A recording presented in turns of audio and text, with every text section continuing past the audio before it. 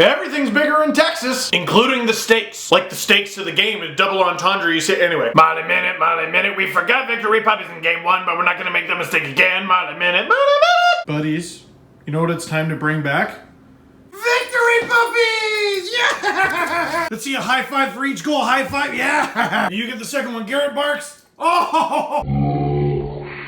Marlies win 2-1 over the Texas Stars, and they take a 2-1 series lead in the Calder Cup final. I am very excited. I am also catching up. I watched the highlights and I read a lot, but this was the first game of this series that I wasn't able to watch because we were recording the podcast, talking about hockey and love. Here's what I know. Chris Mueller would suffer a knee-on-knee hit. Was fine. Pierre Engvall kind of folded awkwardly on his left knee and looked to be in some pain. Hopefully he's okay. And Freddie the Goat got hit from behind a little bit and sustained an upper body injury. We'll see if he's okay. Because as we know, there's injured, playoff injured, and final injured. Which, maybe I should come up with a different name for that. That sounds very ominous. Here's what the game didn't feature.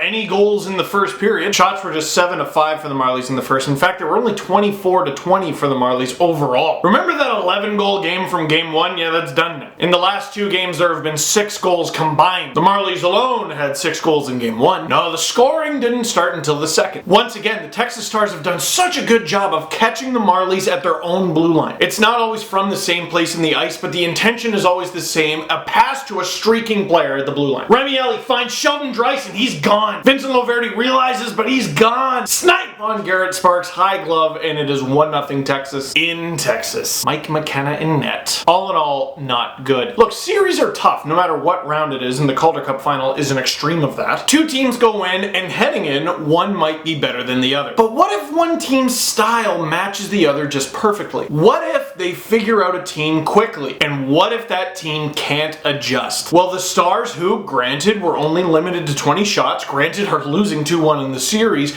keep slipping behind the Marlies defense, and they need to figure that out. One adjustment the Marlies did make is their top line of Andreas Johnsson, Miro Aaltonen, and Carl Grundstrom got split up. Exactly 3 minutes after the Stars make it 1-0, a new line is out there causing havoc. Andreas Johnsson, Chris Mueller, and Ben Smith. Now a lot of Leaf fans might go, ho, Ben Smith. Okay, maybe as NHL 4th line center with a broken finger, he wasn't that great. But this season, as AHL center slash winger slash captain for the Marlies, he had 27 goals, 32 assists, 59 points in 73 games, including 6 goals, 8 assists, 14 points in 16 playoff games. And he and Johnsson are in the corner working like dogs on this one. Johnsson escapes the fray while Ben Smith has the puck along the boards with 2 stars on him. Smith with little tiddlywinks pass to Johnsson, and it gets through. Chris Mueller, who's on the glove side post when this happens, flies around the net. And Johnsson doesn't pass to where Chris Mueller is, but where he's going to be. On the stick of the right-handed shot, snipe. Chris Mueller with his 4th goal and 14th point in 16 games, similar to Ben Smith, ties it up. That's the Mueller I know, that's the Ben Smith I know, and for the first time this series, yes! That is the Andreas Johnsson I know. Feisty, speedy, skilled, smart, for crying out loud, thank you. Credit to that line, credit to those players, credit to Sheldon Keefe. It's like I just said, you're in a series, you don't have much time to adjust. The top line wasn't working, so do you leave it and give them time? Or do you at least try, temporarily, to switch it up a bit? Hell, I wasn't able to watch the whole game, that might have even been an accident. Maybe it was a line change, but they did something, I don't care. And by the way, that goal was the result of Johnsson and Smith working hard along the boards, but it starts with a pass from Vincent Loverty, kind of making up for the first goal. Now, 12 and a half into the second period. Same period! What happened to that quiet first? Calle Rosen. Yeah, remember that guy? He's walking the dog along the blue line. Like a half-fake slapper, fires on a wrist shot. What? His second goal, his 7th point in 12 games, puts the Marlies up 2-1. In the game, and in the series it would turn out. It was just a dagger, a beautiful seeing eye shot through traffic. How much traffic? Well, check this out. It's not an exact camera angle, but this gives you an idea of what Mike McKenna was dealing with. Let's play a little game called Where's the Goalie? Actually, where's the net? Well, Rosen knows and it's 2-1. In the third period, the Marlies bent a little but didn't break, still outshooting the Stars 9-6. There was a flurry at the end, but the Marlies and Garret Sparks shut the door. Marlies take a 2-1 series lead. Don't take my word for it, I'll put the highlights at the end of this video. Game 3 is in Texas on Thursday. Forgot to mention this last time, by the way. This series was 2 games in Toronto, followed by 3 straight games in Texas, and then, if necessary, 2 more games in Toronto. Seeing as how through 3 games only 1 goal separates these 2 teams, I would think that those final 2 games in Toronto would be important if the series makes it there. Marlies did a pretty good job of making Sparks' night easy. Again, only 20 shots, but Sparks shone. The first goal was a bloody thing of beauty, which you come to expect from the Marlies, but when all else fails,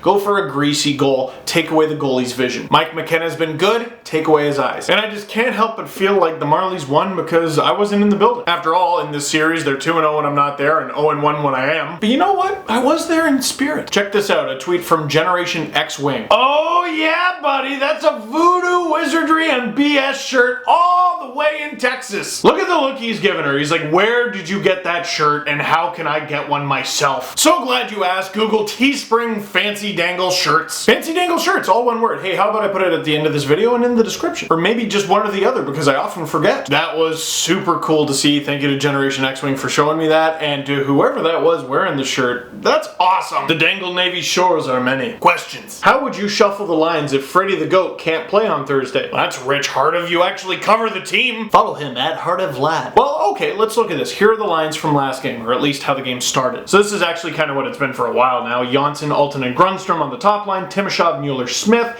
Engvall, Gauthier, Greening, that enormous line where the shortest guy is 6'2", and Marchment, Brooks, Moore. Well, logically, you promote Brooks. He's been good. However, that whole line has been good. Marchment, Brooks, and Moore, who has been an incredibly important part of this team. What I think you do instead is you bump up that entire line. That entire line gets more ice time. Shift Greening to center and reduce his role a bit. He's still a key penalty killer. And Greening did play, if I'm not mistaken, a considerable amount of center last season. So you have your quote-unquote 4th line. You could obviously change that up mid-game as Engvall, Greening, and insert Jeremy Bracco. Your penalty killing does take a bit of a hit, but you're inserting skill into the lineup. Speed, fresh legs. And this, by the way, I assume Bracco's been a healthy scratch this whole time. I haven't heard anything about an injury. Whoever you insert, I think you put Greening at center and bump him down to the 4th. And let's say Engvall can play, but he's not 100%. Bumping him down might not be the worst thing anyway. Where do you think Trevor Moore fits within the organization given how many wingers there are? See, it's interesting. I'm sure Kyle Dubas is itching to get to work, but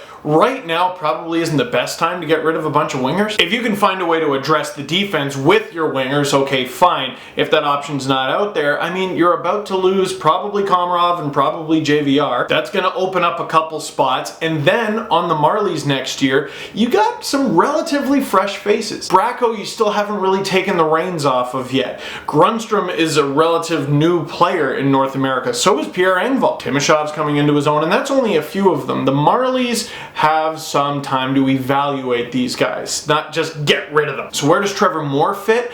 I think he's got a real opportunity to make the Leafs. In what capacity? I'm not sure, but what he's shown on the Marlies is he's versatile, and Babcock likes that. If we're honest, probably 4th line winger. Why don't the Marlies have a Marley and Me night once a year where fans get to bring their pups? Maybe because that's the saddest movie of all time. What would the posters be? Hey, Marlies fans, do you want to cry? Dude, their mascot is Duke the dog. Have something like Duke's Dogs. I'm not trying to ugly cry at a hockey game, man. Who has really caught you by surprise and think they could potentially crack the Leafs lineup? Well, Trevor Moore is an obvious one. Dmytro Timashov, I think, is a guy who kind of goes underappreciated. I've actually liked his game when I've seen it. But I think what might surprise fans the most is some of the Marlies' older players I think have a legit shot at making the team next year. Borgman's been injured. It'll be interesting to see where he fits into the plans.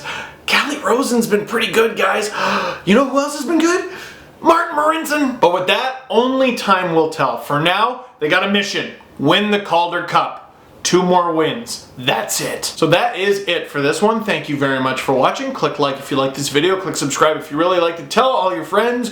Brand new Panicle Pizza Steve Dangle podcast is up. It's on the YouTube channel in 2 parts, and you will see why. I'll link to that. And also, I haven't really said this here, follow me on Twitch, twitch.tv/Steve Dangle. Yesterday, we did kind of an hour-long watch party for some of my videos. I'm going to be doing live stuff there as well. I was in the chat. But I'll be doing live videos as well. You can watch me scream at people on NHL.